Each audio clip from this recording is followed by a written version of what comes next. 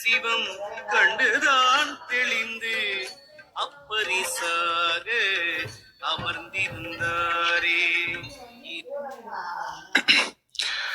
அனைவருக்கும் இனிய காலை வணக்கங்கள். ஓம் திருமூலர் திருவடிகள் போற்றி போற்றி. திருமந்திரம் 4ஆம் தந்திரம் 9வது அத்தியாயம் ஏரொலி சக்கரத்தில் இன்று நாம் 1271வது மந்திரம் சிந்திக்க உள்ளோம். ஆன்மா தாரகை ஆகியவிடும். தங்கத்தை நெருப்புல போடும்போதுதான் தங்கத்தினுடைய பளபளப்பு அதிகமாகவும் வாங்க.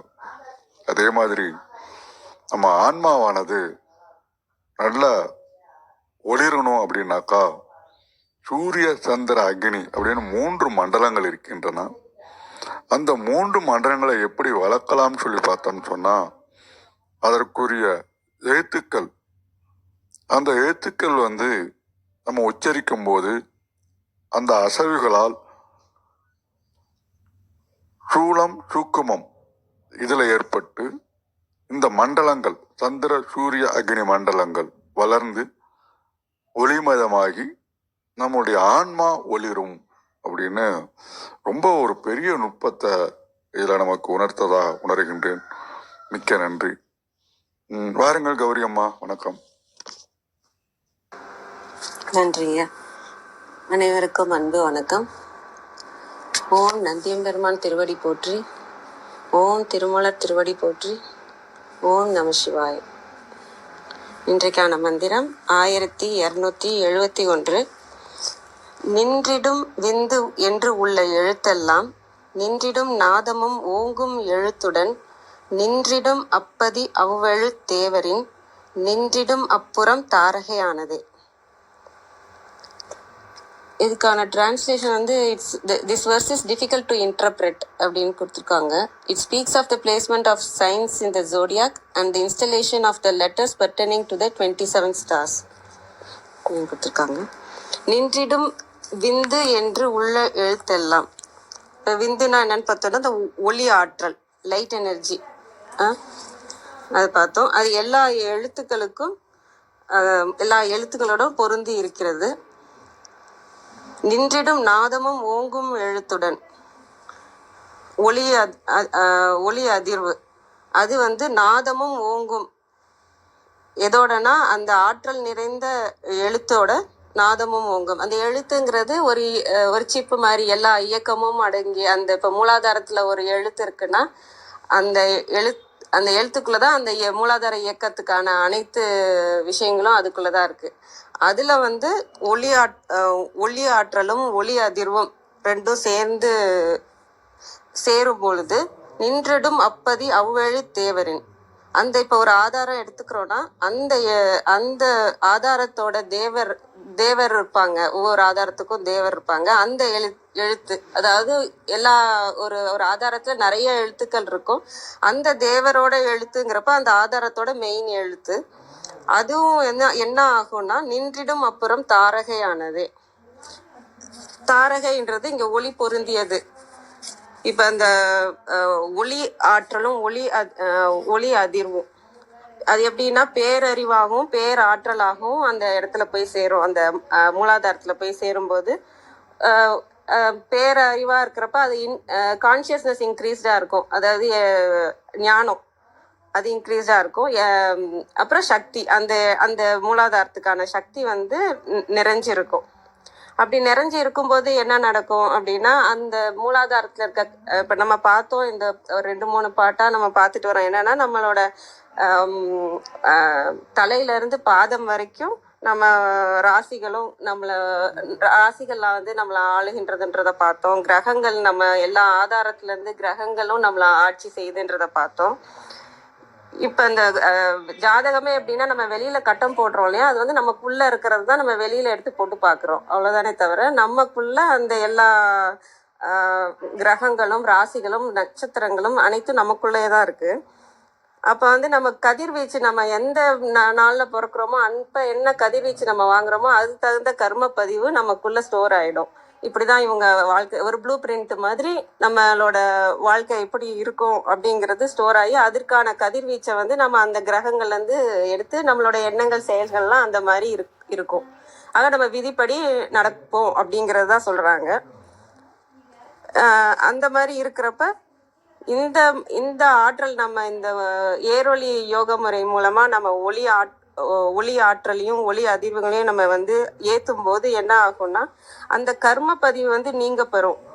நம்ம ஏற்கனவே அந்த சக்கரத்துல வந்து ஒரு கழிவா இருக்கிறதும் சரி, இல்ல அது எல்லாமே ஒரு சக்கரம்னு எடுத்துக்கிட்டான்னா அது உறுப்புகளோட சேர்ந்ததா இருக்கும். உறுப்புகளோட சேர்ந்த நம்ம எண்ணங்கள் செயல்கள் எல்லாமே சேர்ந்ததுதான் அந்த ஒரு எழுத்துங்கிறது. அப்ப வந்து இப்ப நமக்கு வந்து இந்த பேரறிவும் பேராற்றலும் அங்க சேரும்போது நம்மளோட கர்ம பதிவெல்லாம் நீங்க பெறும். அப்புறம் அந்த எண்ணங்கள்லாம் செம்மையாகும், செயல்களும் செம்மையாகும், அந்த உறுப்புல இருக்க கழிவுகள்லாம் நீங்க பெறும். எப்ப வந்து அங்க நல்ல நிலைமைக்கு வரும்னா அந்த இடம் தூய்மையா இருந்தாதான் அது அந்த மன தூய்மையும் ஆகும், எமோஷனல் சைடும் அது அந்த சக்கரத்துக்கான உள்ளம் இருக்கும் இல்லையா, அந்த இதுவும் தூய்மையாகவும் அந்த இடமும் தூய்மையாகும், ஸ்தூல உடம்பும் தூய்மையாகவும் சூக்குமான விஷயங்களும் தூய்மை பெறும். அந்த மாதிரி தூய்மை பெற்றுச்சுன்னா என்ன ஆகும் அப்படின்னா ஒளி பொருந்திய தாரகை. ஒளி பொருந்திய தாரகைனா நின்றிடும் அப்புறம் தாரகையானது. அவ்வாறு அந்த இதை எல்லாமே ஒளி பொருந்தியதாக ஆச்சுன்னா நின்றிடும் அப்புறம் தாரகையானது. தாரகை என்னன்னா அந்த ஒளி பொருந்திய சக்கரமாக மாறும். நல்ல அந்த சக்கரத்தை எல்லாத்தையும் தூய்மைப்படுத்தி பேரறிவு பேராற்றலும் சேர்ந்த பிறகு அந்த சக்கரமே ஒரு ஒளி பொருந்திய சக்கரமாக ஆகும். அந்த சக்கரத்தினால என்னன்னா சிவசக்தி பேலன்ஸ் ஆயிடும். நம்மளோட சக்தி தன்மையும் சிவத்தன்மையும் அந்த சக்கரத்துல பேலன்ஸ் ஆயிடுச்சுன்னா நம்மளோட எண்ணங்கள் வந்து சீரா இருக்கும், நமக்கு ஆசைகள் அற்று இருக்கும். இப்ப மூலாதாரத்துல இருக்குன்னா அதுக்கான அந்த மூலாதாரத்துக்கான ஆசைகள் எண்ணங்கள் இது எல்லாமே வந்து சரியான நிலையில ஒர்க் ஆகும். இதை தான் நான் இந்த இதில் பார்க்குறேன். இந்த இது வர்றதுனால இப்போ நம்ம நார்மலாக எப்படி நடக்கும் அப்படின்னா, இப்போ நமக்கு ஒரு சக்கரத்தில் வந்து ஒரு எண்ணம் இருக்குது, ஒரு நல்ல எண்ணம் ஒரு கெட்ட எண்ணமோ ஏதோ ஒரு வருதுன்னா நமக்கு வர்றதுக்கு முன்னாடியே ஏன் அந்த ஞானம் முக்கியன்றதை நான் சொல்கிறேன். நம்ம ஒரு செயல் செஞ்சால் அது நமக்கு அவ்வளோவா நல்லது இல்லைன்னு தெரியுது அப்படின்னாலும் நமக்கு வந்து அந்த எண்ணம் வந்துருச்சுன்னா நம்ம போய் டைரெக்டாக ஃபஸ்ட்டு செஞ்சுருவோம். செஞ்சிட்ட பிறகுதான் நம்ம அதை யோசிக்க கூட மாட்டோம். அதுதான் அந்த ஞானம் கம்மியா இருக்கிற டைமு. அதுக்கப்புறம் கொஞ்சம் அதிகமாச்சுன்னா அந்த செயல் செஞ்ச பிறகு நம்ம ஃபீல் பண்ணுவோம் இதெல்லாம் நம்ம செஞ்சிருக்க கூடாது அப்படின்ட்டு. அதுக்கப்புறமா இன்னும் கொஞ்சம் ஞானம் வந்துச்சுன்னா நம்ம வந்து அந்த செயலை செய்யும் போது நமக்கு தெரியும் இது வந்து தப்பு அப்படின்ட்டு. அப்போ பாதியிலே இது போதும், கொஞ்சமா இதோட போதும் நிறுத்திப்போம். நம்ம இன்னும் கொஞ்சம் ஞானம் வந்ததுன்னா அந்த எண்ணம் வர்றதப்பே நமக்கு தெரியும், இந்த மாதிரி எண்ணம்லாம் நமக்கு வந்துட்டு இருக்குன்ற விழிப்புணர்வு வந்து அதிகமாக நமக்குள்ள என்ன எண்ணம் வருது, நம்ம இந்த செயலை செய்யலாமா வேண்டாமான்ற அறிவு வந்துடும். அதுக்கும் மேல போச்சுன்னா அந்த தீய எண்ணங்களே இல்லாத மனம் அவ்வளோ தூய்மையாயிடும். அதுக்கு வந்து அந்த விழிப்புணர்வும் ஞானமும் ரொம்ப முக்கியம். அதுதான் அந்த ஞான பிந்து வந்து நமக்கு வந்து சக்தியாகவும் பேரறிவாகவும் பேராற்றலாகவும் நமக்கு கொடுத்து அந்த சக்கரத்தை வந்து ஒளி பொருந்திய சக்கரமாக மாற்றுறாங்க அப்படிங்கிறது தான் நான் இந்த பாட்டில் பார்க்குறேன். அனைவருக்கும் நன்றி. கிருத்திகாமா வாங்கம்மா, வணக்கம்மா.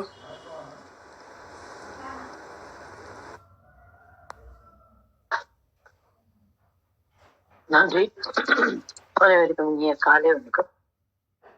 இன்றைய மந்திரத்துல வந்து நின்றிடும் அப்புறம் தாரகையானது அப்படிங்கிறது தான் என்னோட பொறுத்த வரைக்கும் அது ஒரு சைத்தன்யமான வார்த்தை. நின்றிடும் அப்புறம் தாரகை. இப்ப நம்ம ஒருத்தர் பிறந்த உடனேயும் ஒரு நட்சத்திரத்தோட நம்ம அசோசியேட் பண்ணோம். அந்த நட்சத்திரம் வந்து எப்படி அசோசியேட் பண்றோம்னா அதற்கு உண்டான கணக்கு தான் அன்னைக்கு நம்ம பேசணும் இல்லைங்களா. சூரியனுடைய பாதையில இருந்து அந்த நட்சத்திரங்கள் வந்து எத்தனை பாகையில இருக்கு, நம்ம பிறக்கிறப்போ அந்த நேரம் என்ன, அந்த நேரத்துல எந்த நட்சத்திரத்தோட ஆதிக்கம் இருக்கு, இதெல்லாம் ஒரு கணக்கு வரும். அந்த கணக்குப்படிதான் லக்னம்னு சொல்லுவாங்க. அந்த லக்னம் என்பதும் எப்படி அமையிறது அப்படின்னு ஒரு கணக்கு இருக்கு. இது எல்லாமே என்ன சொல்றது, the process of connecting our soul into a universe.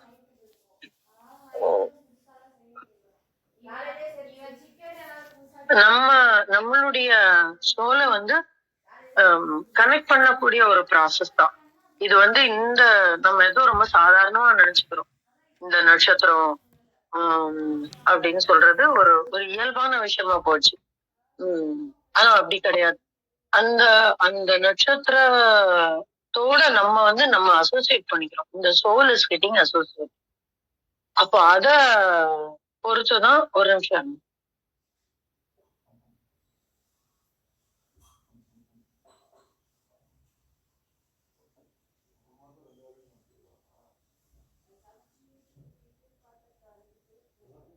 The soul is getting associated with that நட்சத்திரம். அப்போ அப்போ ஒரு தொடர்பு வந்து ஏற்கனவே நமக்கும் இந்த பிரபஞ்சத்துக்கும் எஸ்டாப்ளிஷ் ஆயிடுச்சு. ஒரு சிலர் வந்து இத வந்து நம்ம முன்னாடி பார்த்திருக்கோம். மாசத்தோட அசோசியேட் பண்ணாங்க. இந்த மாதிரி துல்லியமா கணக்க முடியாதப்போ இத வந்து வர்ணம் சார்ந்தும் சொன்னாங்க. ஒரு காலகட்டத்துல ராஜாக்களுக்கு மாத்திரம்தான் வந்து நட்சத்திரத்தோட அசோசியேட் பண்ணாங்க.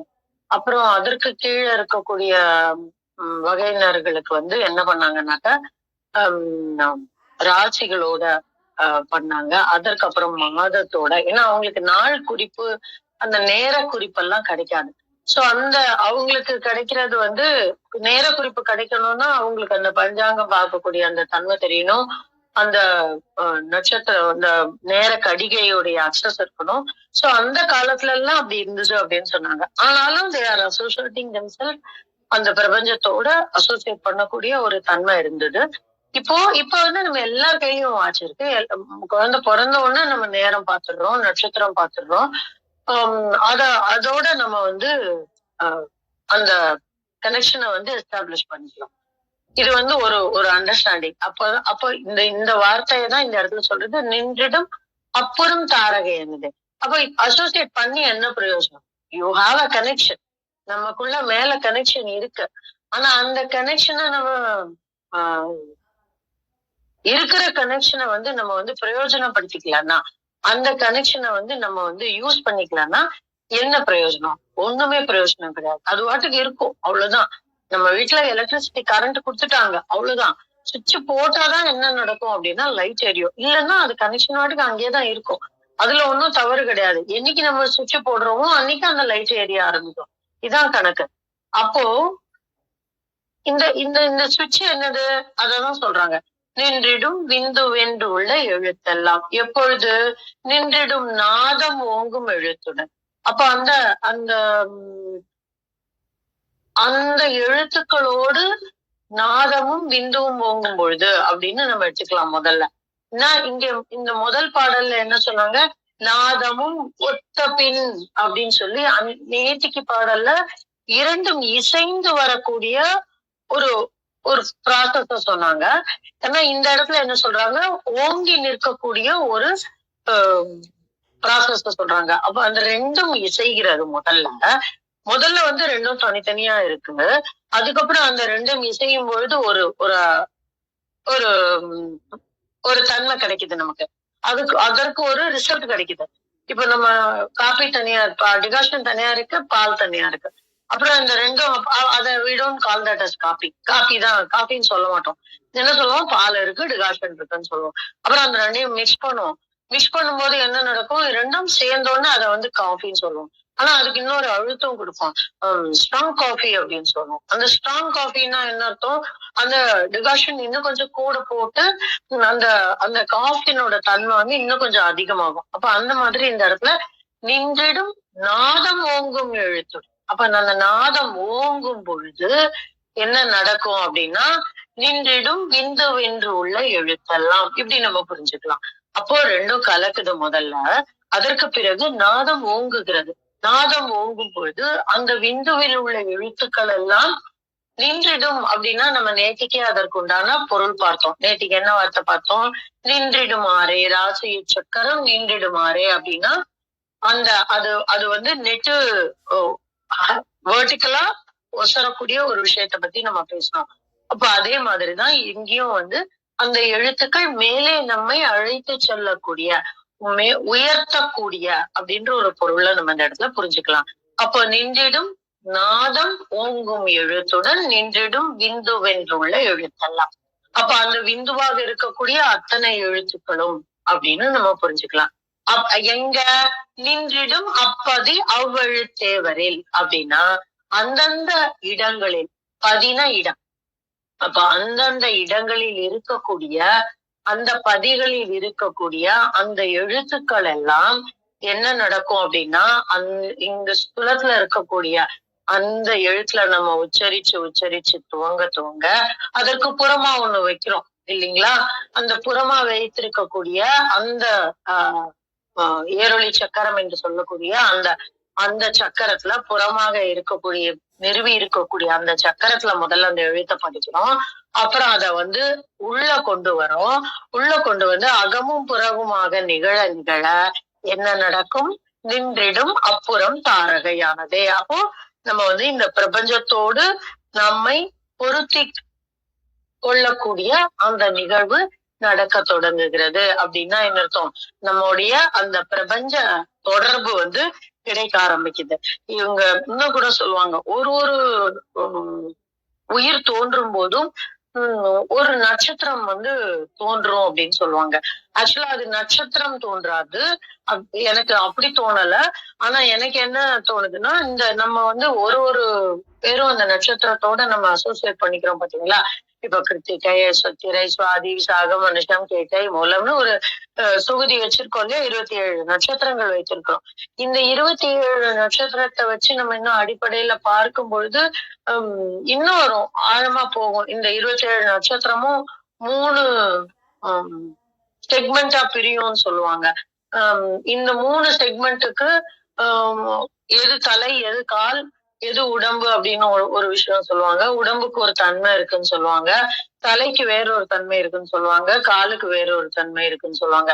அப்போ ஒரே பாகையில ஒரே வரிசையில வரக்கூடிய மூன்று நட்சத்திரங்கள், ஆனா அந்த 3க்கும் வேற விதமான ஒரு தன்மை சொல்லுவாங்க. இதெல்லாம் ரொம்ப ஆழமா அற்புதமா இருக்கும் வாசிக்கிறதுக்கு. நம்ம ஒரு விஷயமா தெரிஞ்சுக்கலாம். ஆனா என்னால ஒரு கலையா என்னால அதுல ஆழ முடியல. Because that's not cup of my tea அப்படின்னு எனக்கு சொல்லப்பட்டது. அதனால நான் அதை விட்டுட்டேன். அப்போ இது ரொம்ப அற்புதமான விஷயம். நம்மை அந்த தாரகையோடு கனெக்ட் பண்ணப்பட்டிருக்கிறது. அப்ப எல்லாருமே நம்மளுடைய நட்சத்திரம் என்ன, அந்த நட்சத்திரத்தினுடைய தன்மை என்ன, அந்த தன்மை இந்த உடல்ல எங்கனம் பொருந்தி பார்க்கிறது, அதை இயக்கக்கூடிய சூட்சுமம் எது அப்படின்னா இந்த எழுத்துக்கள்.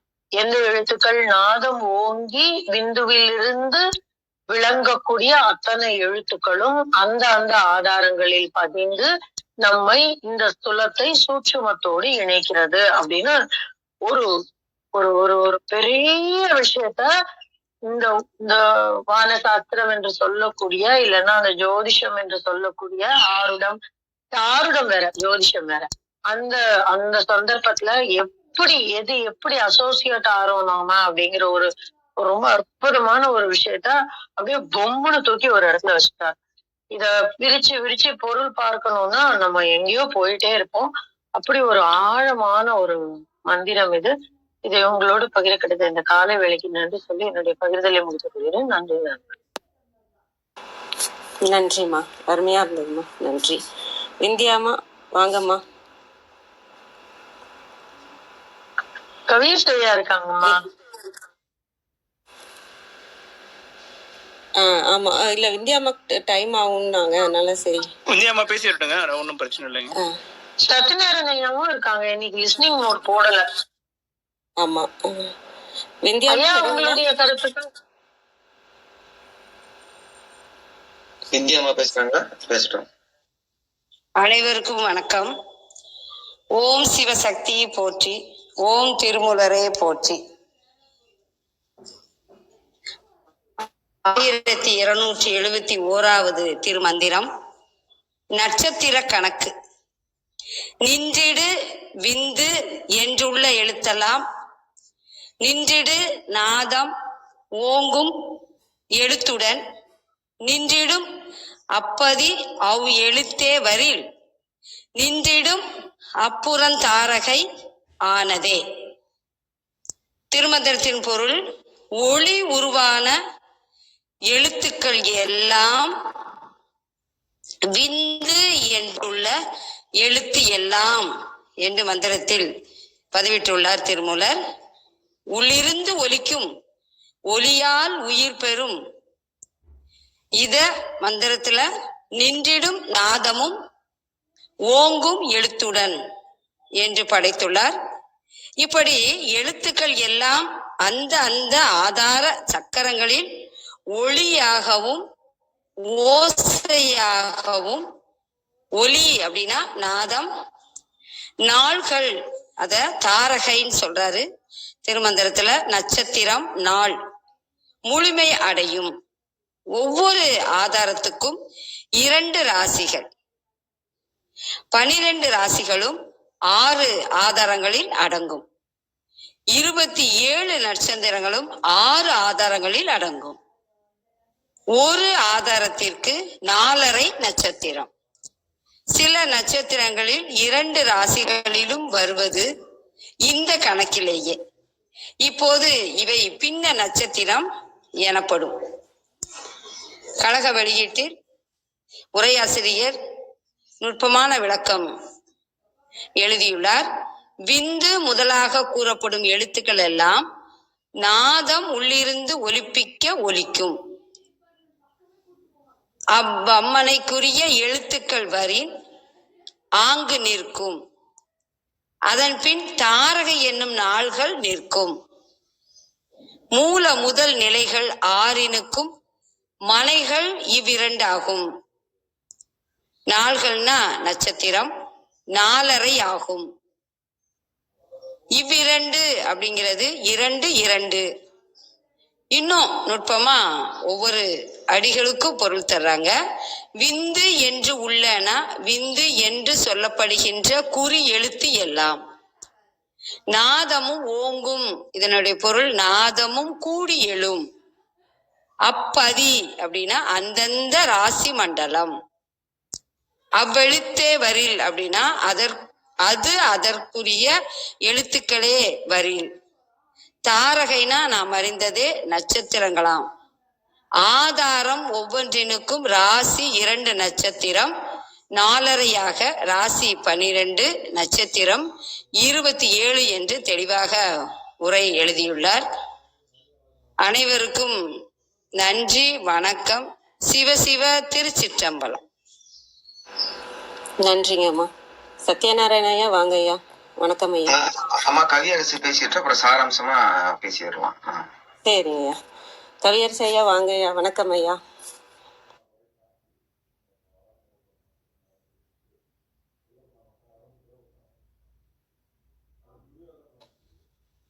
கவியரசியா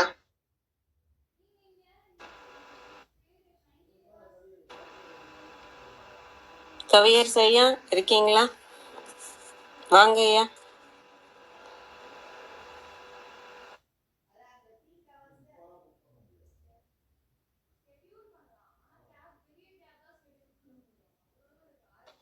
சரிங்கம்மா, அவர் வரட்டும், அதுக்குள்ள நம்ம பேசிடலாம். அனைவருக்கும் இனிய காலை வணக்கம். இன்னைக்கு பாடல் 1271. நம்ம சரவணன் ஐயா தளத்துல பாத்தீங்கன்னா என்ன போட்டிருக்கு அப்படின்னு பாத்தீங்கன்னா அந்த சாராம்சம்.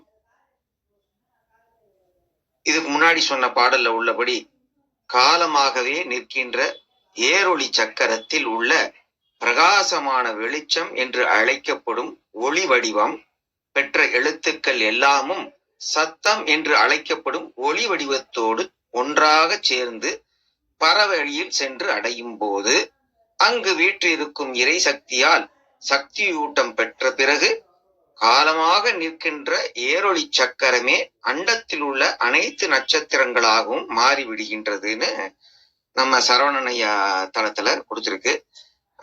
சாராம்சமா சொல்றதா ஒரு ஒரு ஒரு ஒரு வெளியீட்டுல ஆன்மா தாரகை ஆகிவிடும்னு ஒரு வாக்கியமா சொல்றாங்க. ஆன்மா தாரகை ஆகிவிடும். எப்படி? அக்னி, கதிரவன், திங்கள் கண்டங்களுக்கு உரிய எழுத்துக்கள் தத்தம் தன்மைக்கு ஏற்ற அசைவுகளை கீழே தூளத்திலும் மேலே சூக்குமத்திலும் ஏற்படுத்தும். இந்த அசைவுகள் அந்த 3 மண்டலங்களை சீராக வளர்த்து வரும். சூரிய சந்திர அக்னி மண்டலங்கள் வளர்ந்து ஒளிமயமாகி நிறைவடையும் போது ஆன்மா ஒரு தாரகை போல ஒளிரும்னு ஒரு வெளியீட்லயும். இன்னொன்னுல என்ன சொல்றாங்க, தம்மை அடுத்து நிற்கும் எழுத்து காரணமாக தாமும் விந்துவாய் நிற்கின்ற ஏரொளி சக்கர எழுத்துக்கள் அன்ன காரணத்தானே நாதமாயும் நிற்கும். அவ்வெழுத்துக்களை அங்கனம் தியானித்தலில் சிறிதும் திரியாது நிற்பின் அந்நிலையின் பின் மேற்கூறிய ஒளிக்காட்சி விண்மீன் போல புலப்படும். குறிப்பு பாத்தீங்கன்னா, விந்து என்று சொல்லப்படுகின்ற குறி எழுத்து எல்லாம் நாதம் ஒளி எழுப்ப ஒளித்தெழுந்து அவ்வாதாரங்களில் நிற்கும். அந்தந்த எழுத்துக்கள் அந்தந்த ராசி உள்ளே பொருந்தி வந்து விட்டது என்றால் அதன் பின்னர் நட்சத்திரங்கள் யாவும் நிலை பெற்று விடும். ஆதாரம் ஒவ்வொன்றுக்கும் 2 ராசிகளாகவும் 4.5 வீதம் 27 நட்சத்திரங்களையும் பிரித்தமைத்து தியானிக்க வேண்டும். 6 ஆதாரங்களில் விந்தெழுந்து ராசி நட்சத்திரம் வைத்து தியானித்து ஏரொளி எழுப்பலை வியந்து ஓதுகிறார். இதனால் மேற்கூறிய பயன்களுள் ஒன்றன் நிலை வகுத்து கூறப்பட்டது அப்படின்னு சொல்றாங்க. இப்ப ஆன்மா தாரகை ஆகிவிடும் அப்படின்னு சொல்லும் போது ஒரு பயிற்சி நம்ம கொஞ்ச நாளைக்கு முன்னாடி பண்ணிட்டு இருந்தோம். ஒவ்வொருத்தரும் ஒவ்வொரு நட்சத்திரமாவே ஆளான்னு ஒரு சித்தர் சொல்லியிருக்காரு. நட்சத்திரங்களை வசப்படுத்து நாம் எப்படி பலன் பெறும் அப்படின்னு சொல்லும் போது, உதாரணத்துக்கு திருவாதிரை நட்சத்திரத்தை பத்தி சொல்லும் போது இது ஒவ்வொரு நட்சத்திரத்துக்கு இருக்கு. இந்த நட்சத்திரத்துல பிறந்தவங்க எப்படி இருப்பாங்க, நட்சத்திரம் பூர்ண உடல் பெற்றது, மேல் நோக்கு நாள் ஆகும், நட்சத்திரத்தில் சுபகாரியம் செய்யக்கூடாது, நாம எழுத்துக்கள் கு க ஞ ச, தொடர் எழுத்துக்கள் கு கா, இப்படி சொல்லிட்டு இருக்கும்போது அதுக்கு ஒரு எந்திரம் கொடுத்து ஒரு வசிய மந்திரமும் கொடுத்திருக்காங்க. உதாரணத்துக்கு திருவாதிரையை வந்தருள்கவே, கருணையை எங்களுக்கு அருள்கவே, வாவா வந்தருள்கவே, சிவஜோதியை நீ வருகவே, வற்றாசீரையை தருகவே, மாஜோதியை வருகவே, நல்வளம் தருகவே, ஏழைக்கு அருள்க இருக்கவே. சரி, நம்மளே எப்படி ஒரு நட்சத்திரம் ஆகணுங்கிறதுக்கு இந்த மாதிரி சொல்றாங்க. ஆனா இதெல்லாம் நம்ம மாதிரி ஆட்கள் பண்ண முடியாது. இருந்தாலும் சொல்றாங்க, முடிஞ்சா பண்ணிக்கங்கன்னு. அப்ப என்ன சொல்றாங்க, இதுக்குன்னு பூஜை எல்லாம் வச்சிருக்காங்க. இதை ஒருவர் தம் வாழ்நாளில் ஆண்டுக்கு 13 முறை வீதம் 27 ஆண்டுக்கு செய்து விட்டால் அவரே ஒரு நட்சத்திரம் ஆவார் அப்படின்னு ஒரு குறிப்பு கொடுத்திருக்காங்க. இது மாதிரி ஒவ்வொரு நட்சத்திரத்துக்கும் இருக்கு. சோ ஆன்மா தாரகை ஆகிவிடும். இதுதான் இந்த பாடலோட சாராம்சம். நம்மளும் நட்சத்திரம் ஆகணும்னா முயற்சி செய்யலாம், பயன் பெறலாம். வாழ்த்துக்கள்னு சொல்லி விடைபெறுகிறோம். நன்றி. நன்றிங்க ஐயா. என்னை பொறுத்த வரைக்கும் இதெல்லாம் புதிய தகவல்கள் ஐயா. அடிக்கடி வரணுங்க ஐயா. நீங்களும் நிறைய விஷயங்கள் நீங்க சொல்லுவீங்க. உங்களோட நீங்க படிக்கிறது எப்பயுமே ரொம்ப நல்லா இருக்கும். நல்ல நல்ல தகவல்கள்லாம் எடுத்துட்டு வந்து சொல்லுவீங்க. அடிக்கடி வாங்க ஐயா. நன்றிங்க ஐயா. கவியரசு ஐயா வாங்க ஐயா. வணக்கம்.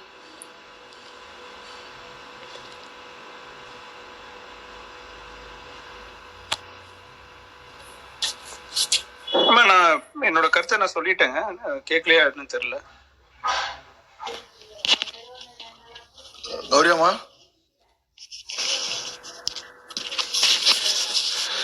வந்த மையந்தரை வணங்கி மகிழ்கின்றேன். ஹலோ, வணக்கம். நான் கொஞ்சம் வெளியில இருக்கிறேன், அதனால தளத்தை நிறைவு செஞ்சு நினைக்கிறேன். முடிச்சிடலாங்களா? சத்யநாராயண ஐயா பேசுறீங்களா? இல்லைங்கய்யா, நிறைவு செஞ்சிடலாம். கவியரசு ஐயா வேணா திரும்ப ஒரு தடவை சொன்னா நல்லா இருக்கும்னு நினைக்கிறோம். கேக்குதுங்களா நான் பேசுறது? கேக்குது ஐயா, கேக்குது. இப்பதாங்க கேக்குது, முதல்ல பேசும்போது கேக்குது. ஓ, நான் இப்ப என்னோட இதை நான் சொன்னேன், இப்ப கேட்கலையா இருக்கு. சரிங்க, நன்றி. இன்றைய பாடல் ஓங்கார இடத்துல இருந்து பிரியக்கூடியது நாதம் பிந்து. இது நம்ம அகாரம் உகாரம் அகாரமா நம்ம இதை பொருத்தி பார்க்கலாம். இது பிரியக்கூடிய இந்த அகாரம் உகாரம் அது சேர்க்கை நடக்கிறது இப்ப சகசர தலத்துல அந்த சேர்க்கை நடக்கும் போது நமக்கு அந்த பரவெளி வெளிச்சம் புலப்படும் அப்படிங்கிறத ஏழைய பாடல்கள்ல பார்த்துருக்கிறோம். அதே இன்றைய பாடலை வலியுறுத்துற விதமா இருக்கு. இது அந்த நட்சத்திரம் அப்படிங்கிறது தாரகை கடைசியாக சொல்லக்கூடிய வரியில தாரகை புலப்படும் அப்படிங்கிறது நமக்கு அந்த வெளிச்சம் கிடைக்கும் அப்படிங்கிறத நம்ம எடுத்துக்கலாம். ஒட்டுமொத்தமா சிவம் அனைத்திலும் பொருந்தி இருக்குது அப்படிங்கிறதா இந்த பாடல்ல மேலும் வலியுறுத்துறதா நான் புரிஞ்சுக்கிறேன். வாய்ப்புக்கு நன்றிங்க. நன்றிங்க ஐயா. அனைவருக்கும் நன்றி. தளத்தை நிறைவு செஞ்சுக்கலாம்னு நினைக்கிறேன். இன்று எங்களுடன் இணைந்த அனைத்து உள்ளங்களுக்கும் எங்களது மனமார்ந்த நன்றியை தெரிவித்துக் கொள்கிறோம். நன்றி. நாளை மீண்டும் சந்திப்போம். நன்றி.